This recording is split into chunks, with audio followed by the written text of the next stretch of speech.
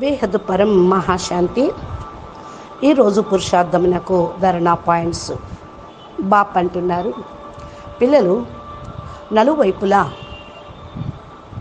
పరం లైట్, పవిత్రమైనటువంటి లైట్ ఉన్నట్లుగా మీరు అనుభవం చేసుకోండి. మీ యొక్క రూమ్ కూడా పవిత్రమైన లైట్గా తయారైంది అని అనుభవం చేసుకోండి. ఈ విధంగా అభ్యాసంతో ఈ ప్రకృతిని మీకు సహయోగిగా, సాథీగా తయారు చేసుకోండి.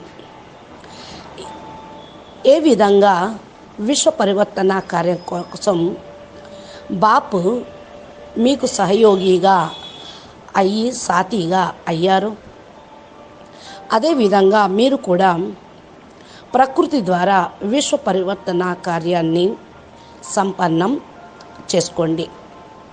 పిల్లలు పరివర్తన అయ్యేదే ఉంది, జరిగిపోతుంది. మీరు నిశ్చింతగా ఉండండి. బాపు పిల్లల యొక్క పరివర్తన కోసం తయారీగా ఉన్నారు. బాపు అన్నిటినీ సంభాళిస్తూ ఉన్నారు. ఎందుకంటే బాధ్యత బాపుదే కదా, మీది కాదు. మీరు కేవలం నిమిత్త మాత్రం. కనుక బాపుకు తోడుగా ఉండి, బాపును తోడుగా ఉంచుకొని మీరు నిశ్చింతగా ఉండి మీ కార్యక్రమం మీరు చేయండి. బాపు ప్రతి ఒక్క విషయంలోనూ నిశ్చింతగా ఉన్నారు. మీరు కూడా బాపు సమానంగా కండి. ఇదే అసలైన పిల్లల యొక్క గుర్తు. ఎవరైతే బాప్ సమానంగా ఉంటారో వారు సదా నిశ్చింతగా ఉంటారు.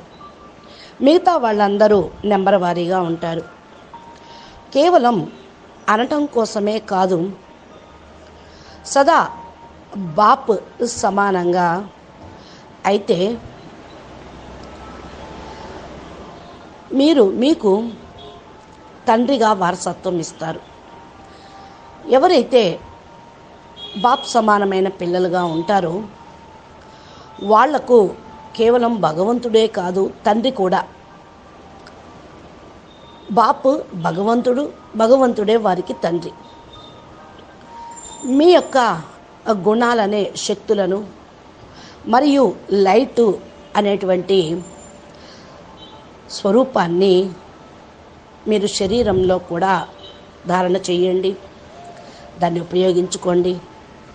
ఎంతెంతగా మీరు దాన్ని ఉపయోగించుకుంటూ ఉంటారో అంతంతగా మీరు మీ సీట్లో సెట్ అయిపోతారు.